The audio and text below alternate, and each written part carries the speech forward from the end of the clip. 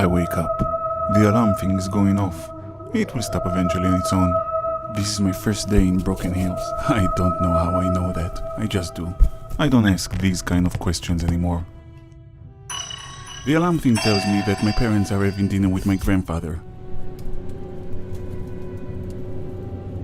I never liked my grandfather and he's dead, so I'm not going to join them for dinner this morning. Eyeball falls from the ceiling. I say good morning and I go to the bathroom. Look at the face they gave me. I don't remember being this white. I seem to be losing my hair. Huh? Oh. Okay, I guess I'll brush my teeth at work. Waiting for the train. Beth is here, speaking to me while we wait. Beth is always talking. She says I shouldn't be alone, it's not proper. I shrug and I say nothing. She says it's a shame, things didn't work out between me and the demon. I look back. There she is.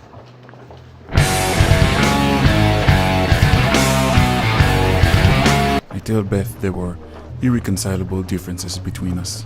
She says it's a shame because I should really have kids in my age. I tell her someone my age is no longer a kid, and I don't want any kids anyway, and the train arrives. At work. I don't know what I'm supposed to do here exactly. There's no manual for those things. You just have to kind of figure it out as you go. Gloomy is there suddenly. This kid just pops up in the strangest places. He says he's having an existential crisis. I say I think he's too young for thoughts like that. He says he didn't know there was an age restriction on philosophical musings. He's about to leave and then he remembers to tell me that I'm needed in the next room. I ask what is in the next room. He says the room next to this one.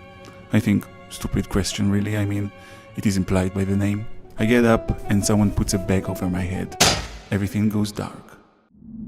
When I can see again, I'm tied to a chair in some unknown room. In front of me is the inspector. I should have known. I see Beth is there as well. The inspector says that it came to his attention that I did not want to have any kids. He asks, why do I feel that I should not contribute to the continuation of our species like everyone else? Beth says it's a sign of a mental illness. I tell her to shut up. The inspector says he would like to hear my explanation. I say, consciousness is a lie. It's an evolutionary trick designed to make a social creature more successful, because you need a sense of self before you can feel empathy, and society where individuals feel empathy towards each other are more successful.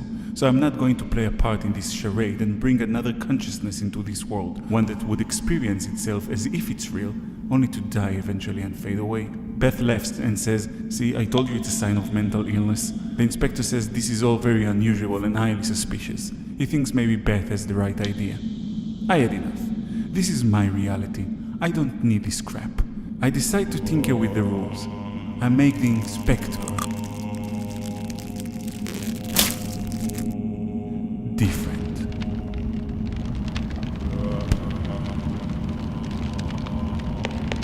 Next I deal with Beth. Beth is always talking, and it's high time that has stopped.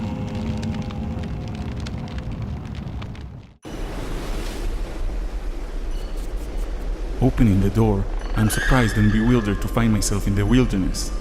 Bastards, I was too easy on them. I have to find a new lease on life before the white person can get to me.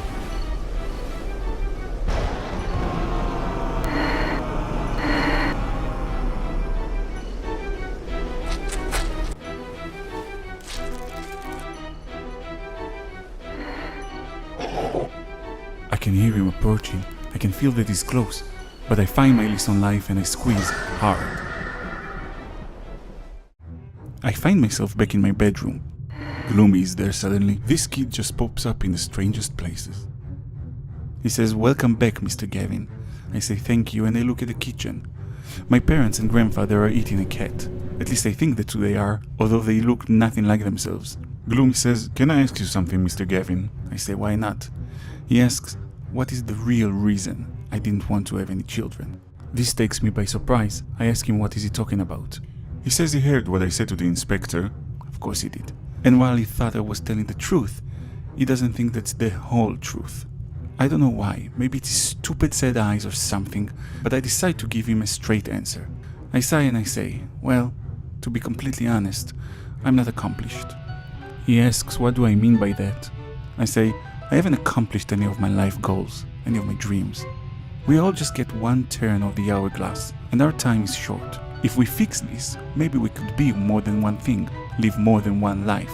But as it is, I don't want to waste mine on someone else while I myself am still not accomplished.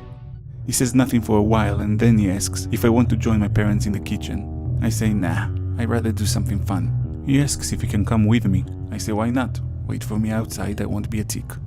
He fades from the room and I look back. Sure enough, there she is, my demon. I can always count on her to be there for me. I smile at her and she licks her lips hungrily. All in all, this was not a bad first day in Broken Hills. You'll be more dead than you were ever alive. If you do not fix this problem, I'm alone.